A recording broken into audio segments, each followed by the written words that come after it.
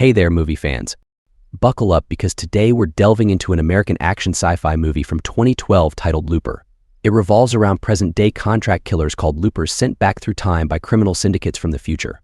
So grab your popcorn and let's quickly get into the recap. In 2044, Looper Joe waits on a farm field far from the city, counting the minutes on his pocket watch. He waits for a person from the future which he immediately kills as soon as it appears. Then he collects the silver bars and takes the body to an abandoned factory where it gets burned. Due to sophisticated tracking systems in the future, it is nearly impossible to get rid of dead bodies undetected, so syndicates send their victims back to 2044 where they get eliminated. The ones who execute the job are called loopers, and when they successfully accomplish the job, they claim payment attached to the executed body. Afterward, he goes to the pawn shop and exchanges his silver for cash. Joe lives in a ghetto where he drives his red sports car without fear. He goes for a ride and comes across his coworker Seth, who is having a bad day due to his broken-down bike.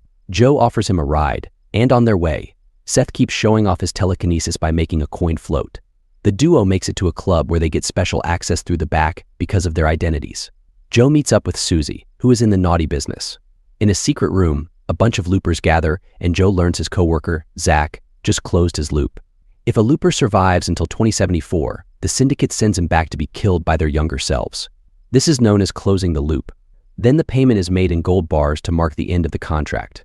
The loopers celebrate Zach's retirement using recreational substances in the form of eye drops. For the next few days, Joe continues to work as usual, killing people from the future and getting paid with silver. However, tensions rising amongst his coworkers due to the rising number of loops being closed recently. One night, Joe is awakened by continuous panic knocks on his window. He opens it and is surprised to find a panicking Seth, who gets inside and drops disturbing news. He says that he got his most recent assignment. His supposed-to-be victim was singing a tune from his childhood. Intrigued, he removed his head cover and was shocked to see his future self. Future Seth explained that in the future, there's a new crime boss called Rainmaker who is closing all the loops. Present Seth untied his future self, and future Seth used the chance to run away while present Seth was too frozen to react, ultimately failing to execute his job. Letting your assignment escape is against the rules, so present Seth is now in trouble. At that moment, some armed men from the syndicate called the hitmen start pounding on the door, so Joe lets the begging Seth hide in the secret compartment in the floor with his silver. Then Joe opens the door, and a group of men led by Kit Blue comes in. They search the apartment for Seth and don't find him, so Kit Blue takes Joe back to the club. While they wait, Kit Blue plays with his gun, and Joe calls him childish for it, causing Kit Blue to point the gun at him. Suddenly, the door opens and hits Kit Blue on the head, making him fire by accident. Joe gets invited to chat with Abe, the guy from the future, who is sent from the future to oversee the syndicate branch in the present. Abe threatens to confiscate half of Joe's silver if he doesn't give up Seth. At first, Joe hesitates, but he remembers he has a dream to leave this hellhole of a town and tells Abe the truth. While Abe's men leave to finish the job, older Seth continues to escape and notices scars appearing on his arm telling him to go to an address in 15 minutes. He starts climbing on a fence to escape, but at that moment, he slowly loses fingers and subsequently his nose, meaning Abe's men are torturing his younger self. Old Seth finds a car and drives to the given address, but then he loses his leg, causing him to crash the car. He subsequently loses his other leg and struggles to drag his body to the location's door. Kit Blue shoots old Seth in the head while young Seth finally dies on the torture table. After, Joe meets up with Susie and seeks comfort while he admits guilt for betraying his best friend Seth. He offers half of his silver to Susie and to run away with him, but turns it down because she knows Looper's silver comes with strings attached. The next day, he goes to the farm field for his next assignment and can't believe it is running late. Suddenly, a guy appears without ties and a headover. Joe realizes this is his older self and freezes, giving old Joe time to turn around before young Joe shoots. The bullet hits the man's back and sees bars of gold, confirming his theory. While young Joe recharges, old Joe throws a gold bar at him and punches him, knocking him out.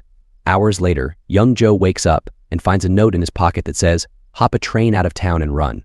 Joe ignores this and returns to the city. He destroys his phone on the way to his apartment. He finds the door open and the apartment torn apart. He takes a roll of cash and a gun before hiding himself. Kit Blue and the Gatmen arrive to come back for Joe's silver when Kit Blue hears the floor squeaking. He's about to shoot, but Joe jumps on him and pushes him into the compartment, trapping him under.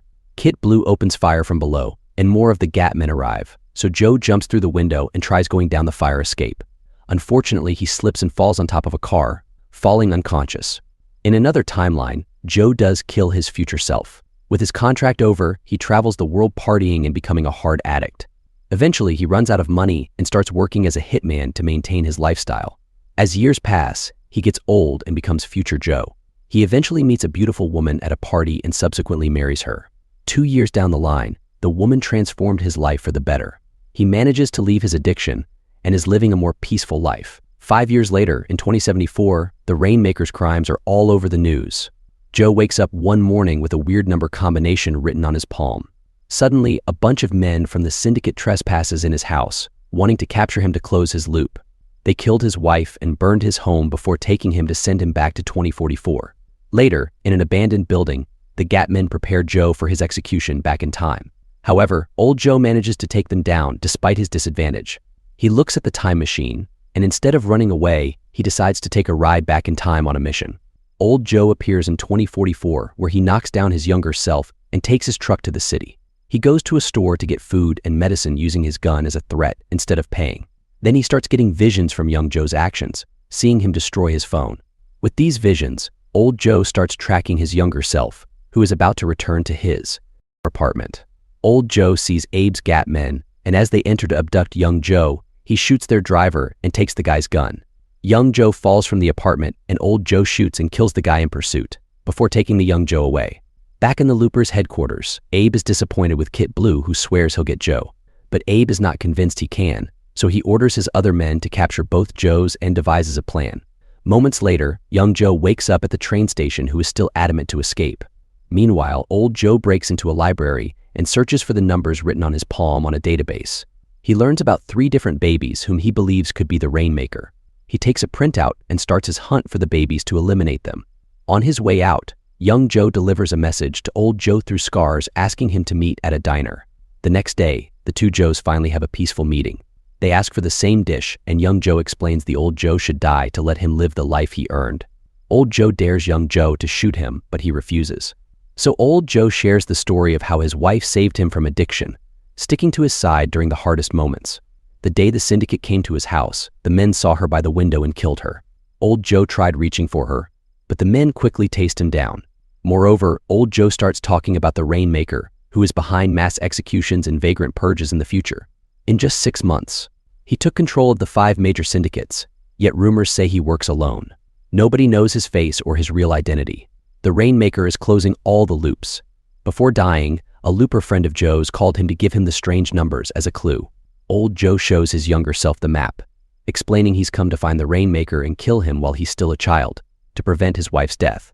Young Joe refuses to be part of this, so he promises the old man to marry someone else to keep the wife safe. Old Joe refuses to give her up, and when young Joe reaches for his gun, old Joe kicks him in the groin and hits him in the neck to bring him down. At that moment, Abe's men appear. Old Joe takes young Joe to protect him while he shoots at the Gatmen. A gunfight ensues, and old Joe tells his young self to run away and drops him. As he falls, young Joe takes the chance to tear off a piece of the map. Then young Joe opens fire on his older self too, forcing him to jump through a window to escape. Soon, Kid Blue arrives with more men and starts chasing old Joe through the fields, but he's too fast and quickly loses them. Then the Gatmen turns on young Joe, who rushes to steal a hover bike and escape through the fields as well. He jumps off the bike after a few minutes so he can mislead the Gatmen. He takes out the piece of the map and discovers a marked spot. Moments later, Joe makes it to the location on the map and finds Sarah living alone with her son Sid on a farm.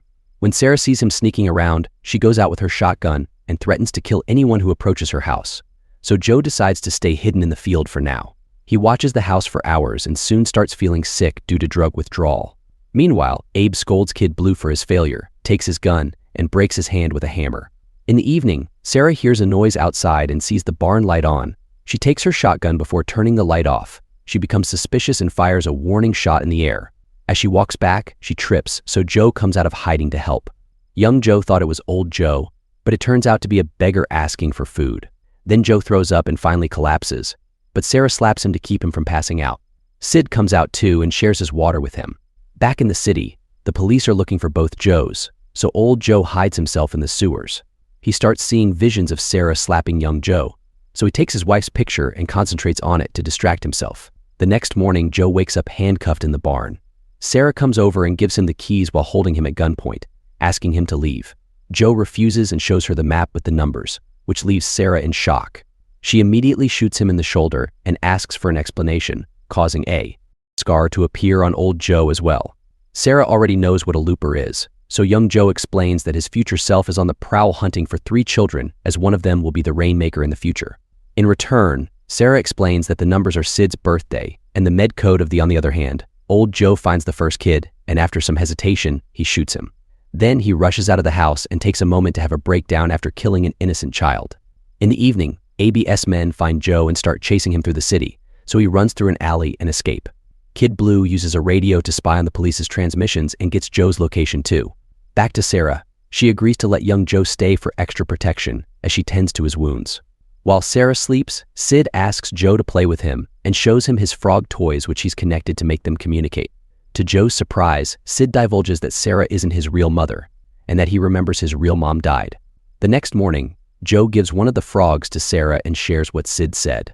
Sarah explains she's Sid's mother, but she used to have a bad life in the city, so she left him on this farm with her sister to give him a better life. Sid grew up thinking his aunt was his birth mom. Joe thinks she should talk to Sid about this, but Sarah tells him off. In the afternoon, Sarah is teaching Sid math, but he soon snaps and says she isn't his mom, so she needs to stop lying or she'll get killed too. He then pushes Sarah, and as his anger gets worse, it's revealed he has a form of extra powerful telekinesis. The house shakes as Sid screams and Sarah runs to hide in a safe until he calms down. Later, one of Abe's men, Jesse, knocks on Sarah's door. He pretends to be a police officer searching for criminals and insists coming into the house. Sarah has no choice but to let him in to avoid suspicion, while Jesse shows him pictures of the 2 Joes. Young Joe hides behind the couch and sees Sid by the stairs. Sid tries to signal him to shoot, but Joe asks him to hide. Sid comes down anyway, so Sarah distracts Jesse to let Sid slip through the kitchen. Jesse hears a noise and rushes to check on it, but Sid comes out through the other door and hides in the cupboard where Joe follows him. In a few minutes, the 2 find their way outside thanks to a secret tunnel in the cupboard. They wait until Jesse leaves and reunite with Sarah. Meanwhile, old Joe goes to another location on the map and is devastated to discover the second kid is Susie's son. He still remembers her fondly, and he can't bring himself to do it. He stands outside the apartment for a while and is caught by the security cameras, which Kid Blue uses to spy on him. Later that night, Sarah feels lonely and scared. She summons Joe using the toy frog. When he comes, Sarah shuts the door and kisses him passionately. After their intimate time, Sarah shows him her telekinetic power, indicating the origin of Sid's power. She also cries as she admits her guilt when she left Sid with her sister, knowing Sid will not love her the way he loved her sister. The next morning, Joe comes downstairs to find Sarah being held at gunpoint by Jesse. Joe negotiates that he will give half of his stash if he lets him kill his future self and get things right with Abe. However, Jesse informs him that Abe intends to hunt both of them for good. Jesse gets startled by Sid's presence and points his gun at Sid's, making the boy trip down the stairs. The toys start shaking and eventually all items float in the air, including Jesse's gun. Young Joe wants to save Sid, but Sarah runs to tackle him out of the house. Sid lands on the floor without a scratch and furiously screams, making everything levitate, including Jesse, until the whole house blows up. Joe realizes Sid will become the Rainmaker, and with this power, this explains how he had brought down entire 5 syndicates in the future on his own. Furious, he pushes Sarah down for lying to him, but she assures him Sid isn't a bad kid, he just loses control when he gets scared. That's how he killed Sarah's sister, through an accidental explosion. Ignoring her pleas, Joe starts searching for Sid, and he finds him in the field covered in blood. Seeing his traumatized face makes young Joe comfort him instead of killing him. Then Joe tells Sarah that at this stage, either the Gatmen or old Joe will be coming for Sid at any time, therefore Sarah must get ready to escape. Back to old Joe, he finally makes up his mind and bursts into Susie's apartment, pushing her away to find to kill the kid. However, upon entering the child's room, he gets tased by Kid Blue, knocking him out. Kid Blue takes Joe to the Loopers' headquarters where Abe gathers his men to go to the farm. Kid Blue begins to spill information about young Joe, and upon hearing this, old Joe uses the chance to attack. He kicks the guard and pushes Kid Blue back, shooting him with his own gun. Then he continues to shoot all the Gatmen, and subsequently uses a Gatman's body as a shield to protect himself from gunfire as he shoots them down. He steals the grenades and throws them in the main area that destroys the security system. Abe watches his men get decimated and knows that old Joe will take him next. He rallies his men and prepares for a fight. Moments later, Kid Blue wakes up and finds everyone in the club dead, including Abe himself. However, he learns the location of the farm on Abe's map. Minutes later, Young Joe finds an incoming truck, and old Joe steps out and throws a gold bar to his younger self, telling him that he's now free as no one will pursue him anymore for he has killed every one of them. Young Joe refuses and opens fire, but at that moment, Kid Blue suddenly appears and runs over him. Kid Blue starts firing at him, but young Joe decides to shoot the ground, making a dust cloud so Kid Blue can't aim at him. Young Joe waits for him to be close enough before shooting him off, causing the bike to crash. After the smoke clears, Joe realizes his older Joe is gone. Back at the house, Sarah and Sid drive away in their truck. On their way, Sarah finds old Joe at the end of the road.